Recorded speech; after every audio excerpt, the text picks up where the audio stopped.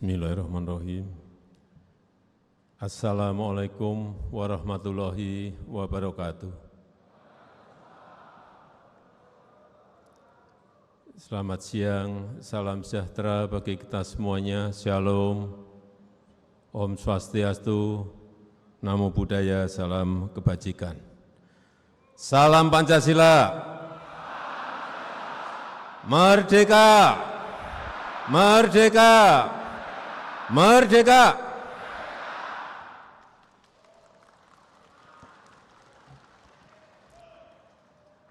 Yang saya hormati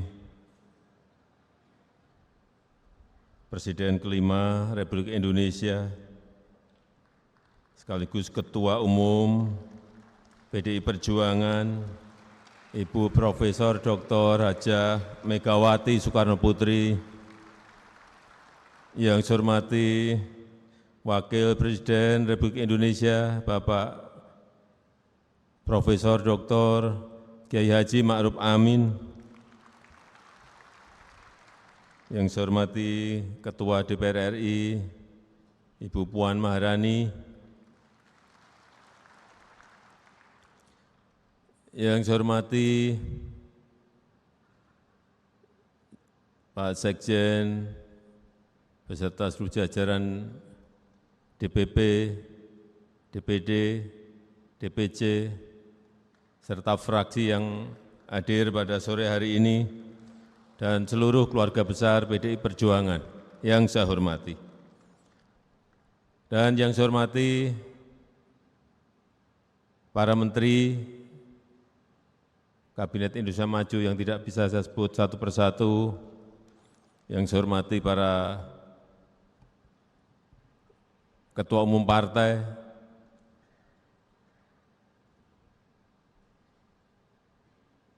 P3, Pak Mardiono, Partai Hanura, Pak Usman Sabtaodang. Beliau ini sering ngadep saya.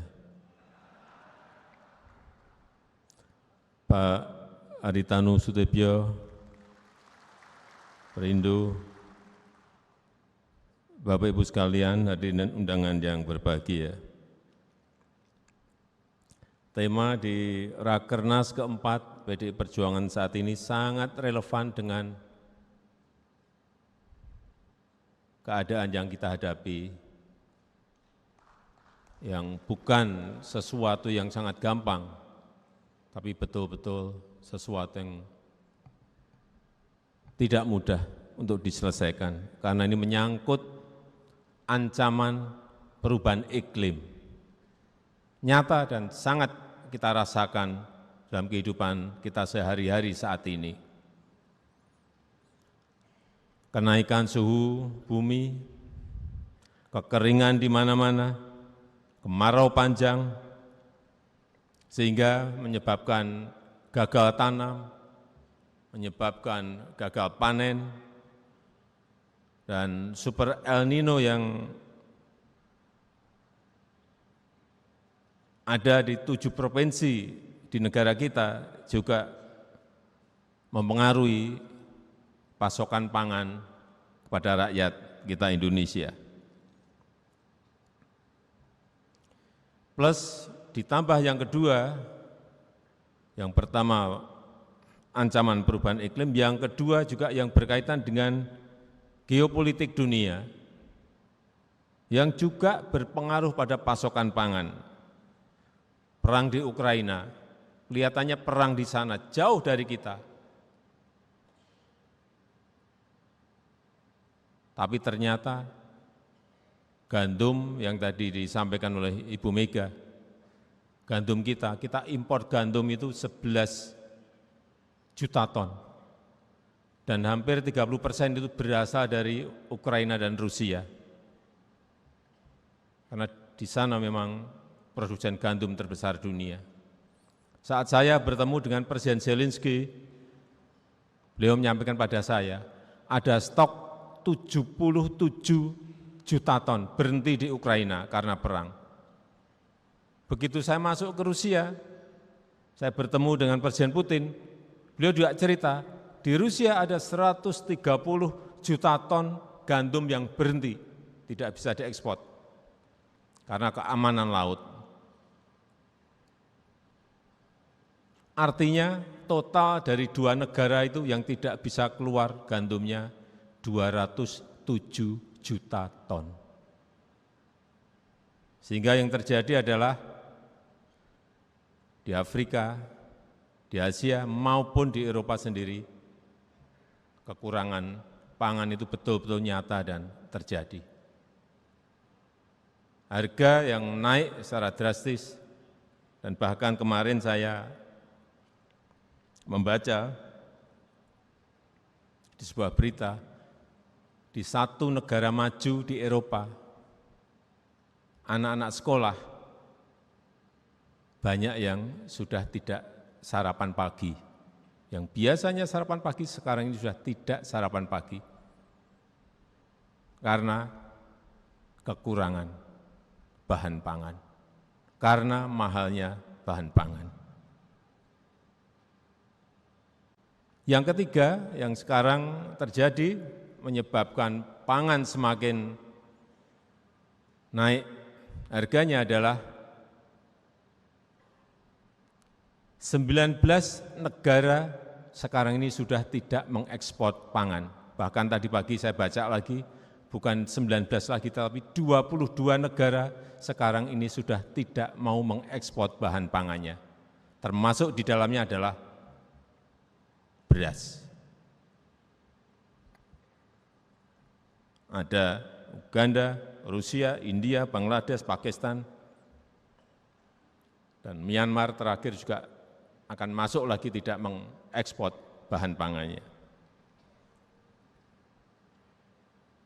Betapa nanti kalau ini diterus-teruskan, ini akan semua harga bahan pokok pangan semuanya akan naik. Sehingga sekali lagi, saya sangat setuju apa yang tadi disampaikan oleh Ibu Ketua Umum,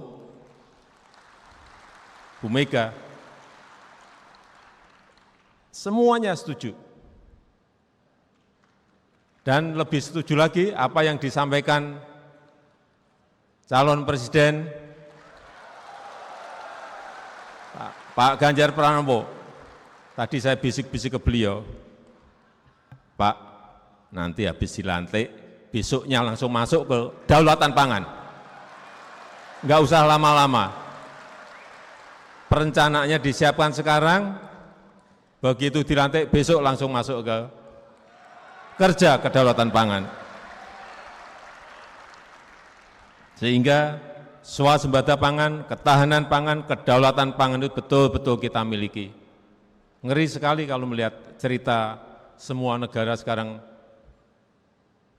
mengerim semuanya tidak ekspor pangannya. Gandum sudah, beras sudah, gula sudah, semuanya ngerim semuanya. Oleh sebab itu, 10 tahun ke depan, 5 tahun ke depan, 10 tahun ke depan memang visi taktis itu harus kita miliki. Bukan visi misi yang terlalu bagus di awang-awang, tapi visi taktis, rencana kerja detail harus kita miliki.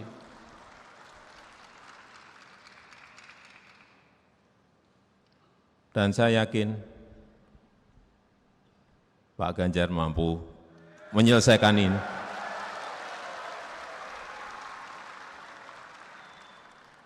Kita tahu penduduk kita sudah 278 juta. Penduduk kita saat ini sudah 278 juta. Dunia juga sudah lebih dari 8 miliar penduduk dunia.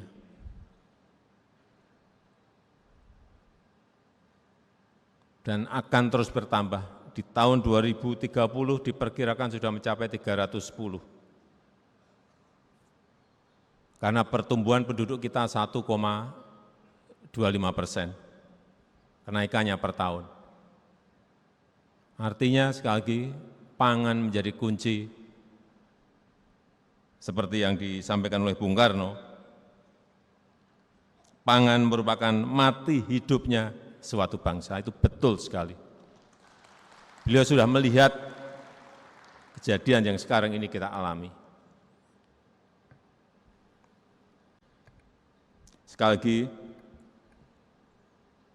5 tahun ke depan, 10 tahun ke depan, visi taktis itu harus kita miliki. Plan yang detail, rencana yang detail itu harus kita miliki. Sehingga jelas berapa waduk yang harus kita siapkan, berapa embung yang harus kita siapkan, berapa kilometer irigasi yang harus kita siapkan. Rencana detail itu ada, dan kapan itu bisa kita selesaikan. Karena waduk kita mungkin sampai tahun depan baru akan tambah kira-kira 61 waduk. Total waduk kita kurang lebih nanti plus 230 berarti kurang lebih 300-an waduk. Masih sangat kecil sekali kalau dibandingkan dengan Korea, dengan Cina, belum ada 10%-nya kita. Artinya masih perlu kerja keras untuk menyelesaikan infrastruktur yang berkaitan dengan pangan yang kita miliki. Saya rasa itu yang ingin saya sampaikan dalam kesempatan yang baik ini, dan saya tutup. Salam Pancasila. Merdeka! Merdeka! Merdeka! Terima kasih. Wassalamualaikum warahmatullahi wabarakatuh.